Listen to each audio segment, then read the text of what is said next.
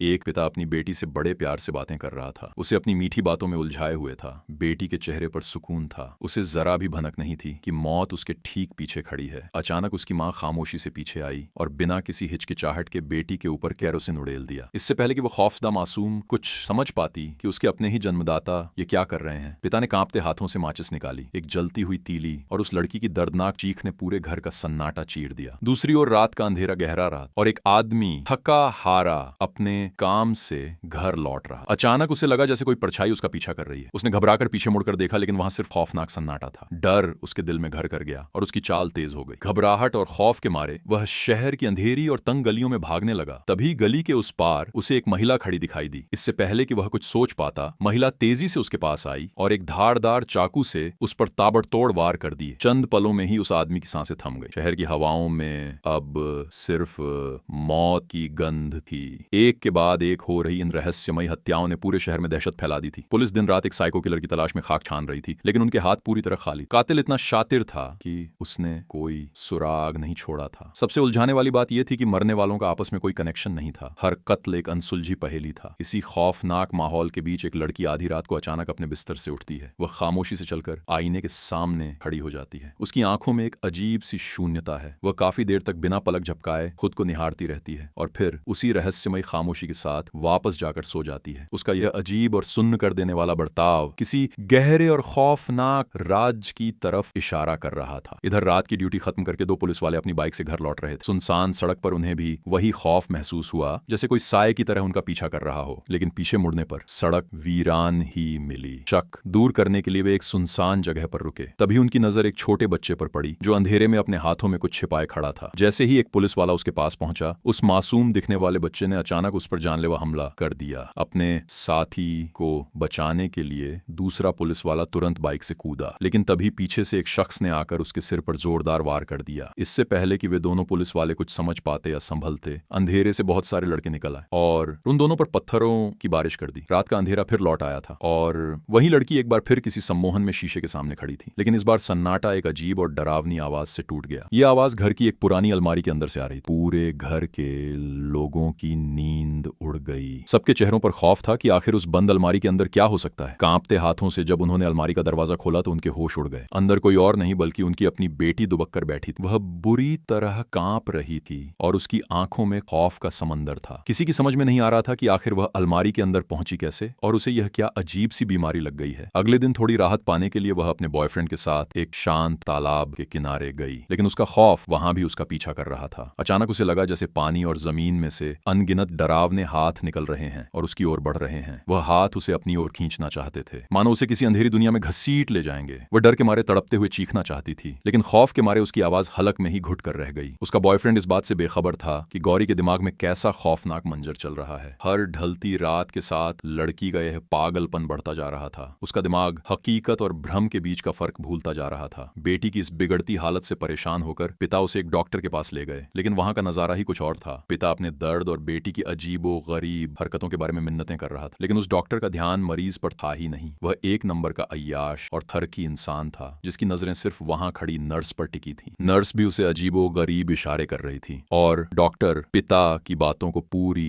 तरह अनसुना कर रहा था। निराश पिता गौरी को लेकर वापस घर लौट रहा था। रास्ते में गौरी की नजर एक खौफनाक अघोरी पर पड़ी जो अजीब सी अवस्था में खुद को कोड़े मार रहा था। जब गौरी उसके पास से गुजरी तो उस अघोरी ने अचानक एक जोरदार कोड़ा गौरी को भी दे मारा। उस कोड़े की मार से गौरी का दिमाग सुन्न हो गया, जैसे उसकी पूरी दुनिया ही पलट गई हो। वह पागलों की तरह छटपटाने लगी। तभी अचानक पिता ने उसे जोर से झकझोर कर जगाया। गौरी ने आंखें फाड़ कर देखा, वहां कोई अघोरी नहीं था, कोई कोड़ा नहीं था। वह सब कुछ सिर्फ उसके दिमाग का एक खौफनाक भ्रम था। उसका अपना ही दिमाग अब उसका सबसे बड़ा दुश्मन बन चुका था। गौरी की बिगड़ती मानसिक हालत को देखते हुए अगले दिन उसे दोबारा उसी अस्पताल ले जाया गया। गौरी चुपचाप बैठी थी, लेकिन तभी उसकी नजर उसी नर्स पर पड़ी। गौरी के चेहरे पर एक बेहद अजीब, ठंडी और खौफनाक मुस्कान तैर गई। उसकी वो घूरती हुई नजर इतनी भयानक थी कि नर्स अंदर तक सिहर उठी। असहज महसूस करते हुए नर्स घबराकर वहां से बाहर की तरफ भागी, लेकिन दरवाजे से निकलते ही वह उसी डॉक्टर से टकरा गई। डरने या माफी मांगने की बजाय वह दोनों एक दूसरे को देखकर अचानक अजीब तरीके से हंसने लगे, जैसे किसी गंदी साजिश का हिस्सा हो। अस्पताल के कमरे में एक अजीब सा तनाव था। जैसे ही डॉक्टर गौरी को सुई लगाने के लिए आगे बढ़ा, गौरी ने अचानक उसका हाथ कस कर पकड़ लिया। उसकी आंखों में एक अजीब सी खूंखार चमक थी। वह फुफकारते हुए बोली कि मैं तेरी वह नर्स नहीं हूं कि जहां चाहे जो चाहे घुसेड़ देगा। इससे पहले कि डॉक्टर कुछ समझ पाता, गौरी ने जोर जोर से चीखना शुरू कर दिया, मानो डॉक्टर उसके साथ कोई गंदी हरकत कर रहा हो। गौरी की चीखें सुनकर उसके पिता बदहवास अंदर दौड़ पड़े। गौरी ने रोने का नाटक करते हुए झूठ बोला कि यह मुझे गलत तरीके से छू रहा था। बेटी के आंसू देख पिता का खून खौल उठा और उन्होंने बिना कुछ सोचे समझे उस अय्याश डॉक्टर की जमकर धुनाई कर दी। अब तक गौरी पूरी तरह किसी और ही खौफनाक शख्सियत में तब्दील हो चुकी थी। घर पहुंचते ही उसका बर्ताव किसी क्रूर मालकिन जैसा हो गया। वह अपनी माँ का नाम लेकर हिकारत से बोली कि चल मोड़ ले लिए, जल्दी से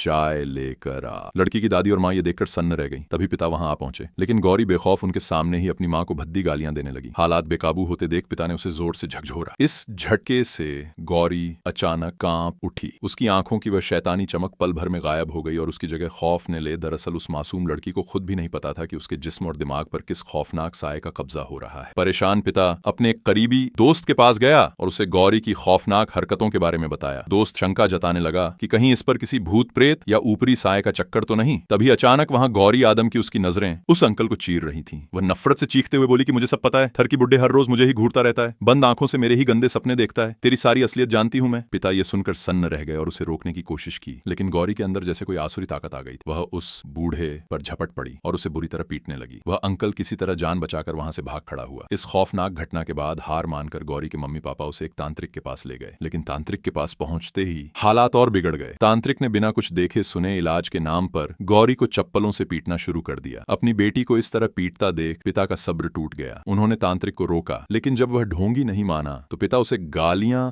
देते हुए गौरी को वहां से वापस ले आए। दूसरी तरफ गौरी के हाथों बेइज्जत होने के बाद वह खौफजदा बूढ़ा आदमी शहर छोड़कर अपने गांव भागने की फिराक में था। सफर के बीच उसे बार बार ऐसा महसूस हुआ जैसे पीछे से कोई फुसफुसाकर उसे पुकार रहा हो। उसने मुड़कर देखा, लेकिन पीछे की सीट खाली थी। तभी एक ठंडी खौफनाक आवाज उसके कानों में गूंजी, बुढ़े तुझे क्या लगा, चुपके से गांव निकल लेगा तो बच जाएगा। खौफ के मारे बूढ़े की रूह कांप गई। उसने चीखकर ड्राइवर से बस रोकने को कहा, लेकिन तभी बस में एक भयानक सन्नाटा छा गया। बस में बैठे सारे पैसेंजर एक साथ अपनी गर्दन घुमाकर अपनी खौफनाक घूरती हुई सुन्न आंखों से उस बूढ़े को देखने लगे। बिना कुछ बोले किसी झोंबी की तरह वे धीरे धीरे उसकी तरफ बढ़ने लगे। बूढ़े की चीखें बस के उसी अंधेरे में दफन हो गईं, जब उन अनजान मुसाफिरों ने मिलकर उसे बेरहमी से मौत के घाट उतार दिया। घर का माहौल अब पूरी तरह से दहशत में बदल चुका था। इस रहस्यमयी और जानलेवा स्थिति को देखते हुए पिता ने एक बड़ा फैसला लिया। अपनी माँ और छोटे बेटे की जान बचाने के लिए उन्होंने तुरंत दोनों को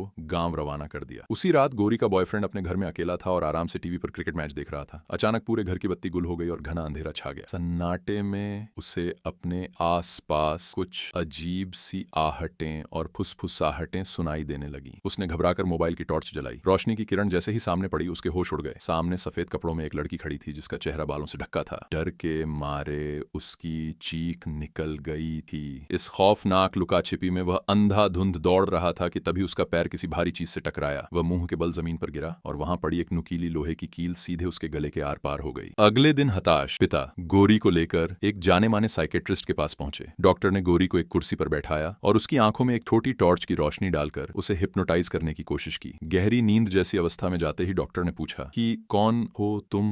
गौरी का सिर धीरे से उठा और एक भारी अजीब सी आवाज में जवाब आया कि मैं बाबू हूँ। डॉक्टर ने और कुरेदते हुए पूछा कि अपना पूरा नाम बताओ। ये सुनते ही गौरी के चेहरे पर एक खौफनाक शैतानी मुस्कान तैर गई। वह फुफकारते हुए बोली कि तुझे क्या मतलब है, अपने काम से काम रख। इसके बाद उसने डॉक्टर को ऐसी भद्दी और गंदी गालियां देना शुरू कर दिया जो एक आम लड़की के मुंह से सुनना नामुमकिन था। उसका बर्ताव किसी जंगली जानवर जैसा हो गया था। हालात बेकाबू होते देख डॉक्टर पसीने पसीने हो गया। उसने पिता से कहा कि वह अभी गौरी को घर ले जाएं। इस केस के बारे में वे बाद में बात करेंगे। दृश्य बदलता है और हम उसी अस्पताल में वापस लौटते हैं जहां वह ठरकी डॉक्टर और नर्स थे। रात का समय था और डॉक्टर अपनी हवस मिटाने के लिए उस नर्स को एक खाली कमरे में ले गए। दोनों एक दूसरे के साथ अंतरंग हुए। सब कुछ खत्म होने के बाद नर्स वॉशरूम में अपना मुंह धो रही थी। आईने में खुद को देखते हुए अचानक उसके चेहरे के भाव एकदम से बदल गए। आंखों में एक ठंडी शून्यता और चेहरे पर एक अजीब सी शैतानी मुस्कान आ गई। कमरे में बैठे डॉक्टर का भी यही हाल था, मानो किसी एक ही साए ने दोनों के दिमाग पर कब्जा कर लिया हो। दोनों एक खौफनाक खामोशी के साथ एक दूसरे के करीब आए, एक दूसरे को गले लगाया और बिना कोई आवाज किए वहां टेबल पर पड़ी सर्जिकल कैंची उठाकर एक दूसरे के जिस्म में उतार दी। दोनों की वहीं तड़पकर मौत हो गई। अगली सुबह पिता अपने घर के हॉल में बैठे टीवी देख रहे थे। अचानक ब्रेकिंग न्यूज आई कि शहर के एक मशहूर डॉक्टर और नर्स ने अस्पताल के कमरे में एक दूसरे की बेरहमी से हत्या कर दी। पिता यह खबर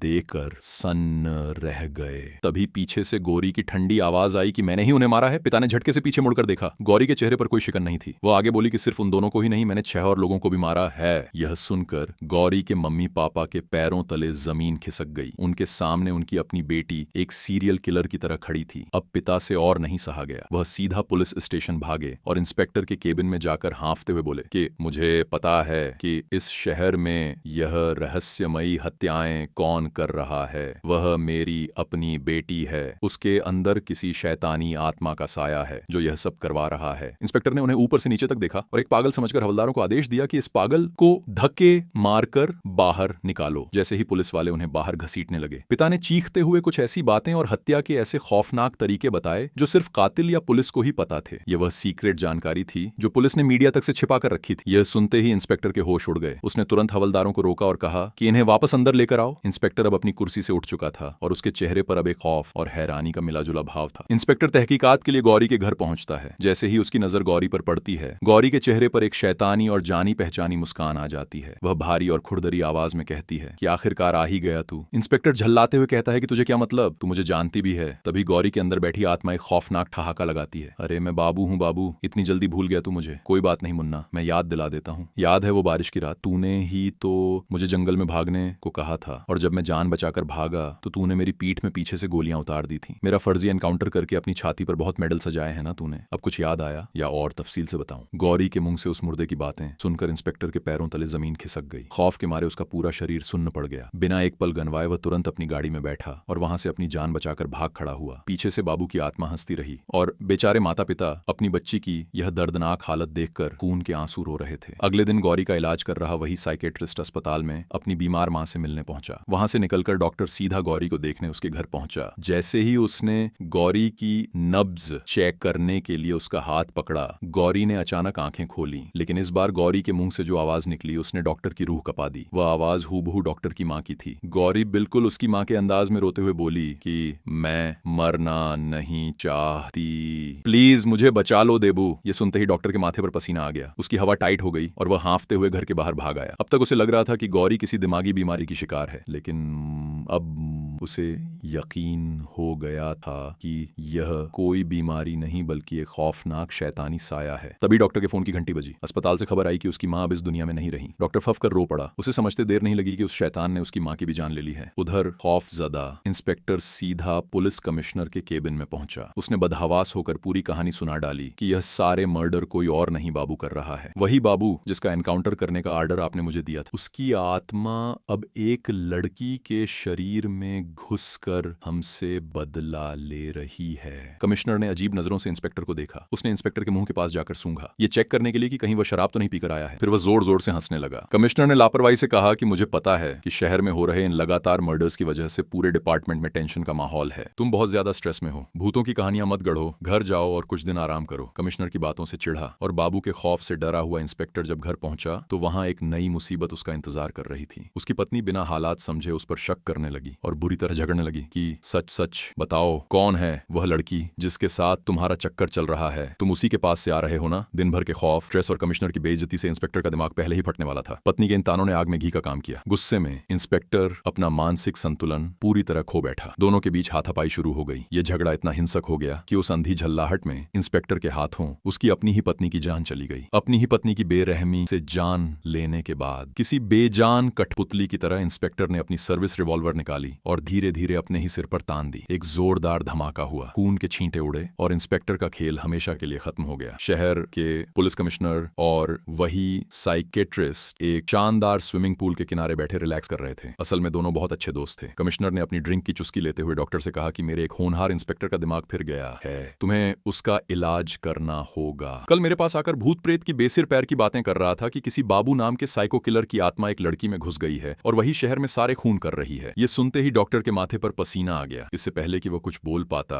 कमिश्नर का फोन बज उठा। दूसरी तरफ से मिली खबर ने कमिश्नर के चेहरे का रंग उड़ा दिया। इंस्पेक्टर ने खुद को गोली मारकर आत्या कर ली थी। डॉक्टर अब सारी कड़ियां जोड़ चुका था। वह समझ गया कि इंस्पेक्टर उसी गौरी की बात कर रहा था जिसके अंदर एक खौफनाक साया पल रहा है। बिना कोई वक्त बर्बाद किए कमिश्नर और डॉक्टर सीधा गौरी के घर पहुंचे, लेकिन वहां जो उनके साथ हुआ उसने उनके होश उड़ा दिए। घर के अंदर बाबू की आत्मा ने अपना ऐसा खौफनाक और भयानक रूप दिखाया कि उन दोनों की सिटी पिटी गुम हो गई। साक्षात रात मौत को अपने सामने नाचते देख कमिश्नर और डॉक्टर की हालत इतनी खराब हो गई कि वे अपनी जान बचाकर वहां से उल्टे पांव भाग खड़े हुए। वे सब आखिरी उम्मीद लेकर उसी तांत्रिक के पास पहुंचे। तांत्रिक हमेशा की तरह अपने अहंकार में चूर था और सबके सामने ज्ञान फैलते हुए बड़े बड़े दावे कर रहा था कि ऐसी कोई आत्मा नहीं जिसे मैं भस्म ना कर सकूं। मैं अभी उस दुष्ट आत्मा से तुम्हारा पीछा छुड़ा दूंगा। वह अपना ज्ञान बघार ही रहा था कि अचानक वहां का माहौल सर्द हो गया। तांत्रिक की आंखें फटी की फटी रह गईं। बाबू की आत्मा ने पलक झपकते ही उस तांत्रिक के शरीर में प्रवेश कर लिया। अब कोई अदृश्य और बेहद ताकतवर शक्ति तांत्रिक को हवा में उछाल उछाल कर तड़पा रही थी। वह पागलों की तरह छटपटा रहा था। काफी खौफनाक उठापटक और दर्दनाक चीखों के बाद बाबू की आत्मा ने उस ढोंगी तांत्रिक का भी काम तमाम कर दिया। इस खौफनाक मंजर को देखने के बाद कमिश्नर, डॉक्टर और गौरी के माता पिता वहां से किसी तरह अपनी जान बचाकर गाड़ी में भागे। गाड़ी के अंदर खौफ के मारे सबकी सांसें उखड़ी हुई थीं। किसी को कुछ समझ नहीं आ रहा था कि अब इस शैतान को कैसे रोका जाए। तभी सन्नाटे को चीरते हुए डॉक्टर ने एक ऐसा खौफनाक सुझाव दिया जिसने गौरी के पिता को अंदर तक तोड़कर रख दिया। डॉक्टर ने भारी और कांपती आवाज में कहा कि हमें गौरी को खत्म करना होगा। इसके अलावा अब कोई रास्ता नहीं बचा है। ये सुनते ही पिता भड़क उठे। जाहिर सी बात है, दुनिया का कोई भी पिता अपनी सगी और मासूम बेटी को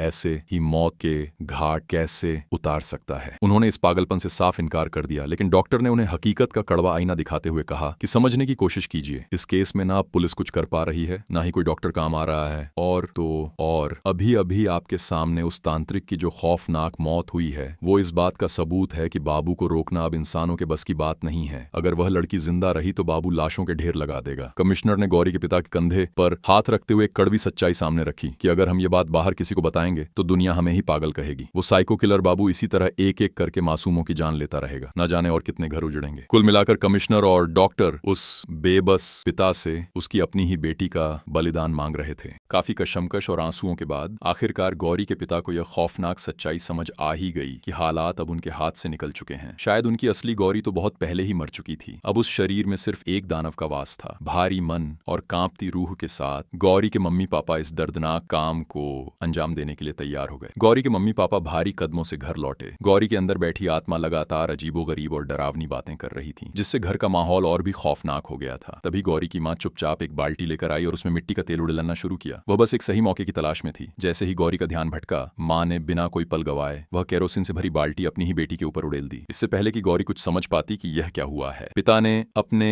कांपते हाथों से माचिस की तीली जलाई और सीधा अपनी बेटी की तरफ फेंक दी। आग की लपटें भड़क उठी। खौफ और अपने ही हाथों के गए इस जघन्य काम के डर से दोनों पति पत्नी घर से बाहर की तरफ भागे और दरवाजा बाहर से कसकर बंद कर दिया। अंदर से गौरी के जोर जोर से जलने और तड़पने की खौफनाक चीखें आ रही थीं। लेकिन तभी अचानक चीखों की आवाज बदल गई। शैतानी और खुरदरी आवाज की जगह अब एक मासूम डरी हुई बच्ची की आवाज आ रही थी। ये गौरी की असली आवाज थी। पिता का दिल जैसे किसी ने मुट्ठी में भी लिया हो। उन्हें लगा कि उन्होंने बाबू को नहीं बल्कि अपनी असली और मासूम बेटी को जिंदा जला दिया है। दर्द और भयंकर गिल्ट में पागल होकर वो वापस आग में कूदने के लिए दरवाजे की तरफ दौड़े। तभी डॉक्टर ने बीच में आकर उन्हें जोर से पकड़ लिया। उसने पिता की आंखों में आंखें डालते हुए बेहद संजीदगी से कहा कि यह आत्मा किसी की भी आवाज निकाल सकती है। याद करो, इसने मेरी मां की आवाज में भी बात की। यह तुम्हें सिर्फ भटका रही है। जिस ममता, गिल्ट और हिम्मत से तुम उसे बचाने की सोच रहे हो, वही इसके जाल में फंसने का सबसे बड़ा तरीका है। डॉक्टर ने आगे समझाया कि कैसे यह अलौकिक ताकतें इंसान के डर, लालच, भावना और भ्रम से ही खेलती हैं और उन्हें कंट्रोल करती हैं। पिता बेबस होकर घुटनों के बल